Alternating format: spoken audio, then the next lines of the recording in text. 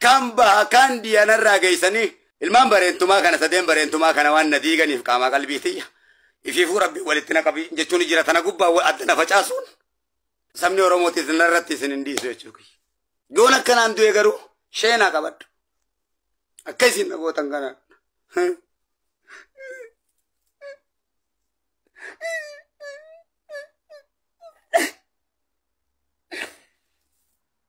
ديفهم وانسان نرتو جتنا أنجالتين يام أمة فجأة ناوجو للتجارة جيتي يام أكو اسم بيتان كان أمة ركي كان بفيدون تدولودان لفظاني را أمة كباتا يوم سودان كبسو أمة ورمو غرت بيجيو فاپجاسن كناف أمة ورمو اندي غران سامت ada أمة نام بكا جورا ولت كاوچو جورو أمة دير رنا را فاپجه شبر را بر چوتا لبدي دير را فاپجان كان لمت نار كاوچاسو ما دي چودا मैं सब ورمو नाला में मैं तो बीत गया ना नाला में अरे जब मर्रे फिफिने कैसे दिरे उधर रखते ना डंगलानी तरका कौन बेंजीला डुई थी हाँ वो न कसी उम्मता का बाता अक्कस को रंजिश ओज़ो उम्मता का ना उससे जिरो कुला शर्री न तिबानुन मायशो इसी को आप वेतन को तरबिंग की ये सिनेमा जिंजिरो नाव जिरो तुमसे चाले अल्लाह उड़ान का बानो मत करना रहती सबरों होंदा ना गरे अंकरर रजिरा अनु सब तयू कमाल नजे जो इतनी के ऊपर रासा ना बुया याले अतिथि में गेट फंदे इतने चिंता उबले वन बारू में जिम्ती माल को तनी डरा सुल्तान अनरगा जितना करती रजिरा ले अबुया या तितवले में कुदूरो सलाम अलैकुम रासा वन Fitr اوكي الى جراكين نقالوا بناني كمال عبد الله قام اتقاب نسلا رقمنا ديبما اول عبدي ما غافي شي كمال رقمنا اكا علمنا ما تو كوت يچو غافي غافن فديونا دي تنان غافي رقم نمنمان كدير مارتو كوني غرتي تنين تكيسا ندكنا تشاسر دي تكيسي تو كوني مال سي غود كدير علمنا ما اموتو يرو هندتي اجندا اورمو تنالي بازون nama hintaan illee arrabsuun waan oromoon hin jaalanneef waan rabbi hin jaalannellee dalaguun sirrii miti. Atiin kun nama guddaadha Sheek Kamaal. Nama sillee namni hunduu si kabajuudha. Oromoon bakka kamittillee karaa ati dhugaa deemte irratti nama si waan si waliin deemuudha. Garuu wayitaati wantoota fofokataa fi babbadaa ilma namaa nama guddaa hanga kee kan ga'u kanarraa miti ittiniin. Waan ammoo silaa ijoollee silaa irra hin laallalaayyuu dubbatan dalaytu kana maal inni rakkinni kadiir maartuu gasi baasee maraatuudha sakkaaraamiidha akkana si jechisiisu kun maa inni ilmi namaa ammootuyyuu yeroo hundatti yoo waan xixiqqoo qofa dalage hin beekatallee ni xiqqaata maal jechuudha maal kun akkanaa kun Okay. Gabaabsee dubbadha waan kanarra jiruufi gabaabsee dubbadha dhiifama naa godha waan takkatti dubbadha ABC मैं वादा बलूँगी बोले हाँ ABC kenna naga mo sini debi naga ang kadir martuti ni turile kamal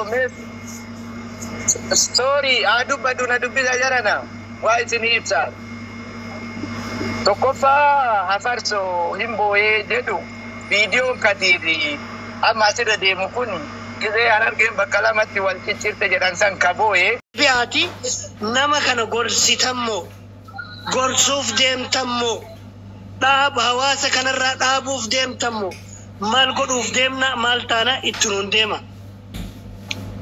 abuyaa yaa garma sinin jedha afati akkana hojjettu kana fakkeenyaaf amma namni abuyaa yaa nurra gorsee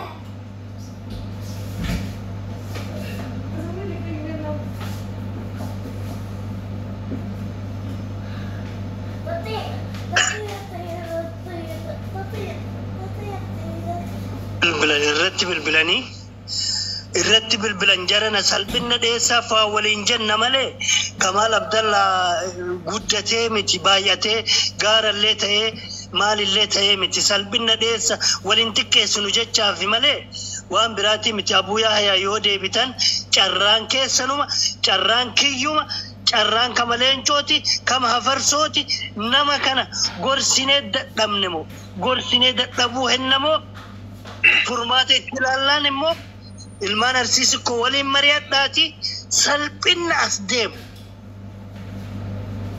Ani wallaala ka anaa gadi illee wallaalaan hin jirammoo ka daddafee waa balleessu ka isaa fi ruuza inni irra taa'ee akkasin nyaatu san gara kaayu baay'eetu jira. Waan kanarratti xiyyeeffadha.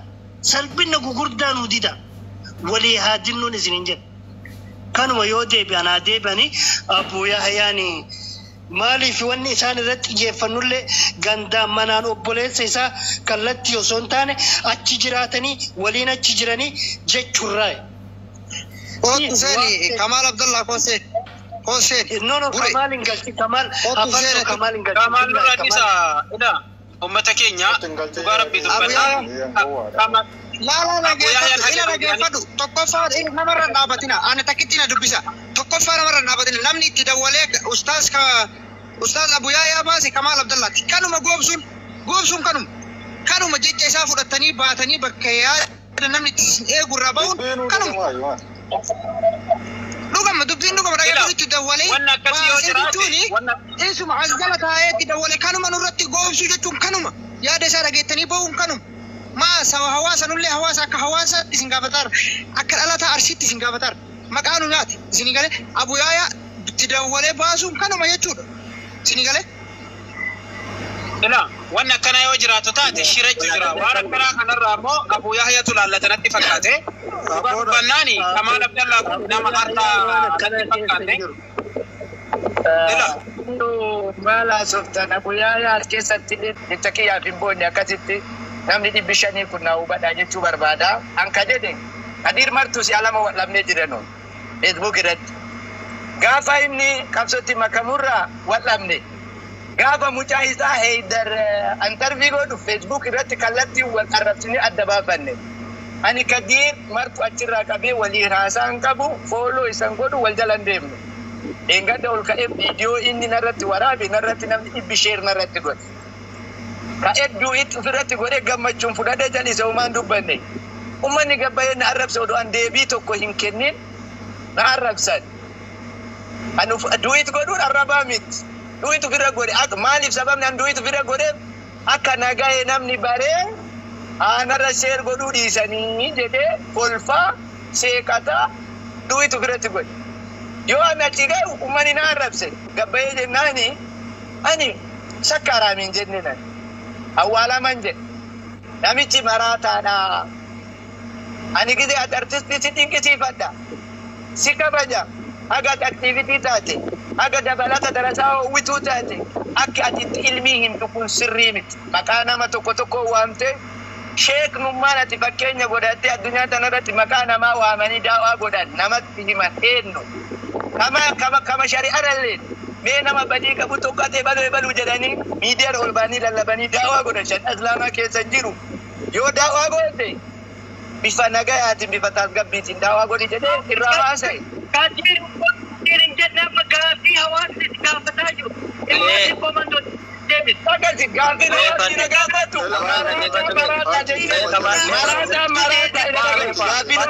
Kadir Martuu. Dhagayi. Naragaa. Ani waan biraa hin jenne Kadir maraataadha. Rabbooma dhageeffadhudha. Oromummaa dhageeffadhu. Jette qoyga dhageeffadhu. Dhamooma rabbooma yookiin akka namummaa tokkootti si gaafataa jira. Dubbiin ati Kadirin boonne jettu nuti laayivii isaa guyyarraa holdofna boo'is isaa har'a boo'e kaleessa moo har'a laayivii ammaa irratti boo'e takka haa boo'u haa dhiisu. Kadirin maan yooma maqaa keessan dhahe sheekamaal jedhee maqaa kee dhahe malee si xiqqeessee si arrabsee yookiin ammoo ati nama gartee akkanaati siin hin jenne si gorfate ijoollee teenya tan Oromoo tan asirratti waan babbaduu dalaydee fi ajandaa namaa kennaa jirtu guutuu ta dubartiitiif ta dhiiraallee maqaa waamee isin sanyii akkanaati isin ummata akkanaati ummata akkanaa jaalatamaa fi kabajamaa fi gootota akkanaa irraa baatanii asirratti maraatan maqaa nama waama malee maraatuma maqaa nama waamsite malee maa barbaachise maqaa nama waamuun maa barbaachise maqaa nama waamuun maraatan daawaa godhuun qaba. Kamala sirriitti waan tokko wanni inni maqaa dhiyaasu rakkina keetti si qofa maqaa hin yaamne hawaasa hedduu maqaa yaame si qofa maqaa hin yaamne maaliif hin dhaggeeffatanii Anaaqilli wallabbii qabna. wallabbiinis asli kabajeen si yaame bar kamaal keenya kabajamaa bareedaa si jedhee kabajaan si yaame maaliif kabaja sana irraa fuutan Mewa abdi kwa domir kija kwa me abu ya yanin jirani sana dubbatani dhaggeeffadha yoo namni waa isin jalaa hubate nama waa himtani me tartiibaan dubbattu dhaggeeffadha me abu ya yan faa dubbatani abdi yoo domir fitati tartiibaan dubbadha limutin godhe Si arrabse yoo maqaa si waame Sheekh Kamaal jedhee kabajaadhaan si gaafate si arrabse. Ani dhugaa dubbatuuf jarana amma asirratti reeftan amma guman gabbee maasila keessallee sirritanii waan tokko addaan baafataa deemuun gaariidha. Jazakumullahu khairan. Ani wallahi Sheekh Kamaalin naan bilbilee ani biyyarraa naa bilbilanii numaayyuu biyyarraa dhimma wayiitiif naa bilbilanii dhimma sanii fi dhimma sanan waliin haasofnee deebi'aa jira. Sheekh Kamaaltu itti bilbilee baasee maal wanni jedhamu wallahi inni natti bilbile. Dhimma fatiin na gaafatee fi fatii namni na bilbilee Kamaal kana naan jedhee kana nuun jedhee namni naan jedhe hin jiru. Abbaan Kamaalii arrabsee na himatuu danda'a. Yoommoo Kamaaliin hin dhoorga jedhe dhoorguu danda'a. Sammuu kiyya faana deemee jechuudha. Nama arrabsin jedhee. Ani Kamaalii waan qabu itti fidadhee duree baga dhufe Abu Khaalid. Jazaahullahu khairan.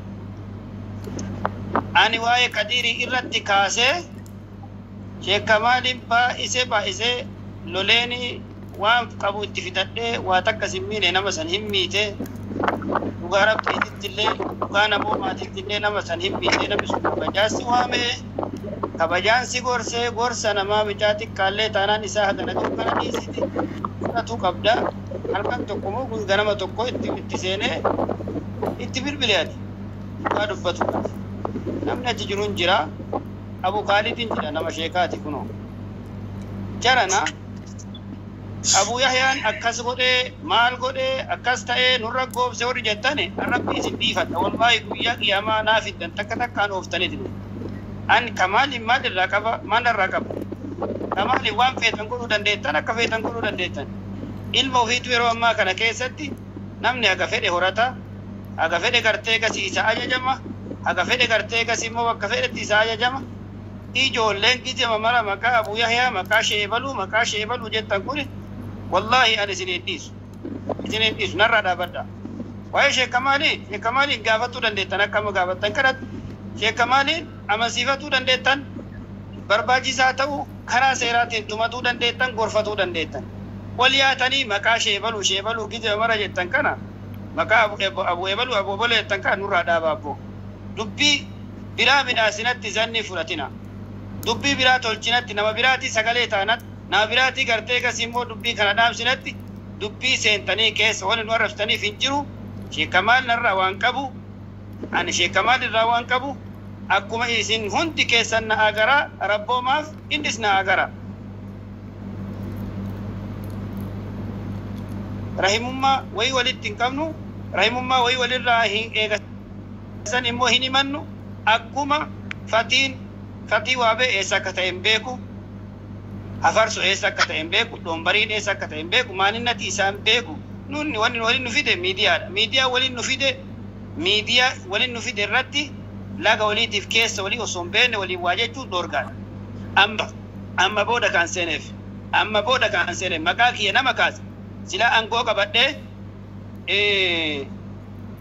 aangoo qabadhee ofirraa isin dhoorgu asirratti illee bahee maqaa namaa gadi ol deebisee gadi hin deebisu rabbii sanitti isin himadha. Lamuu waa'ee Sheekh Kamaal iftee namni maqaa kiyya kaastan rabbii isin himadha.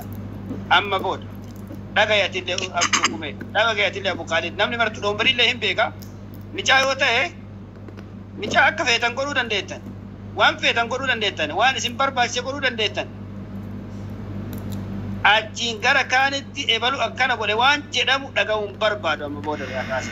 Amma booda waa'ee isaallee keessa seenee Assalaamu alaikum. Alaikum salaam warahmatullahi wabarakatuh. Sifa mallee naa godha. Namni kuni waan inni balleessaa jiru argaa jirtanii isinillee garaa gahuu diddee itti dubbataa jirtan.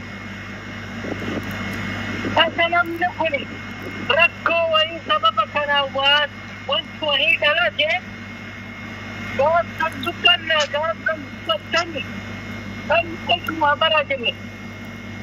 Nuti hojjechaa jirru akka hangafoota keenyaati.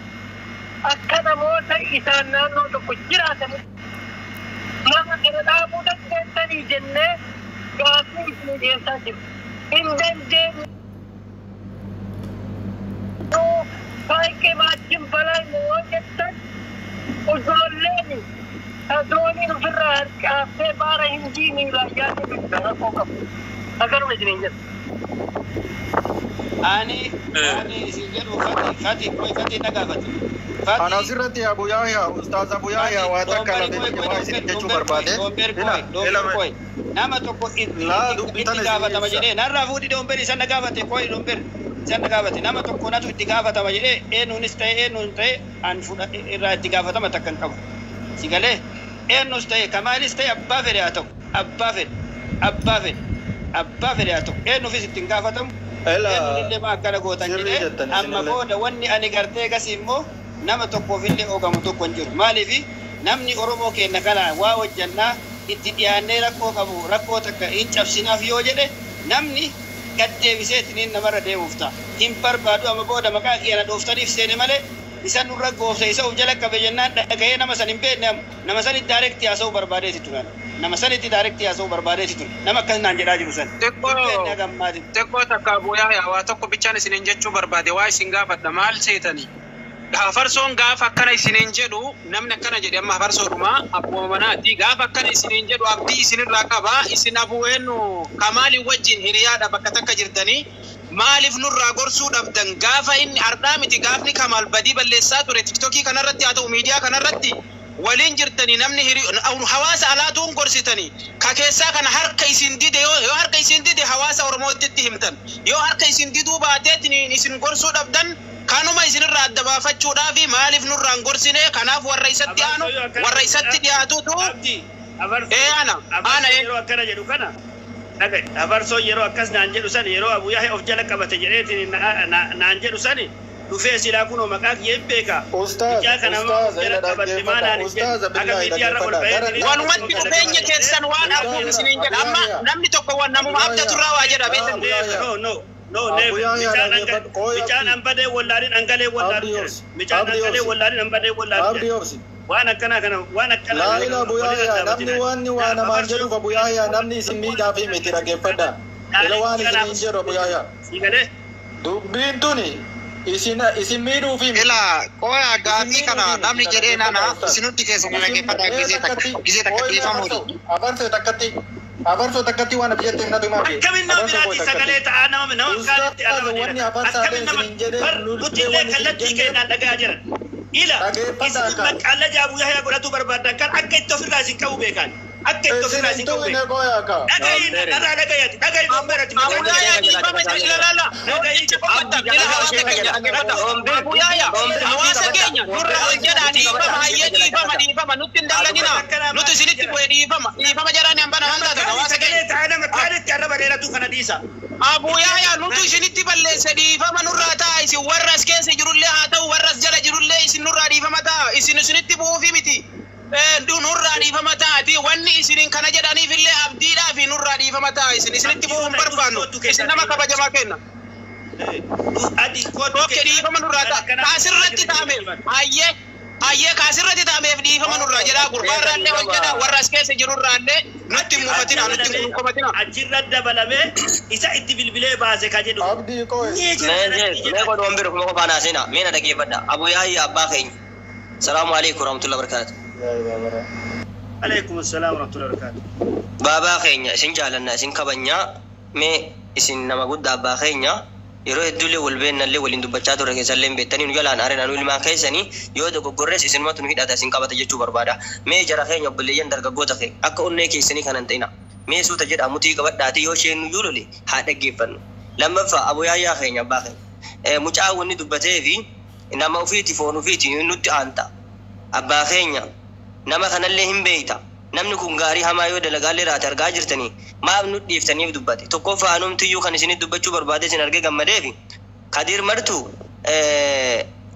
Hamzaa sanin gorse mucayyoo nama arrabsitu akka uffata amantii musliimaa keenya uffatteeti bareeddee as baate nama arrabsitu gorsa gurbaa saniin sirroofte jedhan nama biraallee dargaggootas ta'ee akkuma namummaatti dhalli kun hundi dhala kiyya jedhee gorse duratti obboleessi kiyya Kamaal Abdallaa Kingi jari jedhan sanillee rakkoo anaaf inni hammeenna jedhe Kadir Martuu garaa bal'atee hammeenni sun yoo dhugaallee taate ilma sikkoo mandoo sanyii waaqoo guutuu Kamaal keenya jedheeti waan dogoggora hin jirti jedhee akka namummaatti irraa dubbate badii mucaan sun dubbate wanni mucaan sun hammeenya Kamaal Abdallaa dubbate isinis yoo dhageessanii raattan warri miidiyaa kunillee dhagaye maalidha wanni obboleeyyan kee yookiin ilmaan teessan gudeeda keessanii baane isin komachaa jirruufi namni kun Kadir jecha isaa keessa jecha hamaan dubbanne akka obboleessaa gorse hammeenya jedheen dhiifne badii namni kun bada jedhee hin dhiifne nin gorfate akkuma Oromoo kan irraa dubbate Kamaaluu viidiyoo tokko dhaggeeffatee dhiise viidiyoo kan irratti ammoo arrabsoo fi qeeqaanas bahe nu yeroo kana kan barbaannu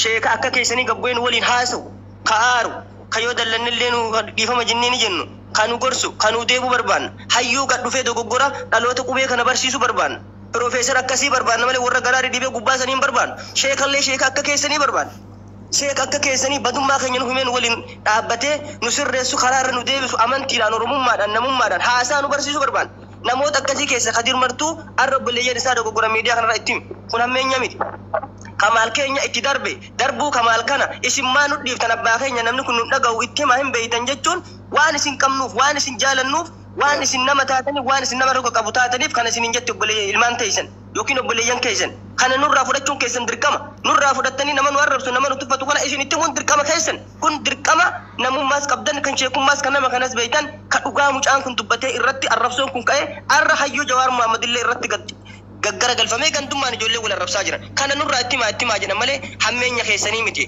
afoon alillaa abbaa kiyya yoo nutti rifattan nuti ilmaan keessan keessa nama diinuu barbaannu ifama jechuun barbaada haganumaan akkasii galata leencoo dhiifama bareede Abu Yahya takkatti bicha ustaaz Abu Yahya meeqoo yaa Abu Yahya takkatti bicha waan ani irratti sin dabalu isaa walii gallee biraa deema irratti leencoo nagaafate akka nama gaariitiin nagaafate akka amma faan nagaafatte kana leencoo dhuftee waan akkanaa rakkannee jirra waan akkanaa ku oomnee jirra waan akkanaa kana dhaamsuu dandeettanii dhaamsaa hin yoo dandeettan dhaamsa yoo hin dandeenye dhiisaa jalaa goraa jechuun dubbii aadaa namaati nullee kana fudhatu hin dinne eenyu si fudhatu hin dinnu kan amma an ka aareef ani ka Kadir Martuuti miti ka sammuu kiyyaati ka Kadir Martuu ani Kamaali waan jedhee jira tana dura dhaga'ee jira Abu Khaalid ani akkamitti yeroo kamuu yeroo galtee wayii galtu dursa fiiganii anammaa dhufan dursa maa fiiganii dhufan osoo na dhufuunuu tahee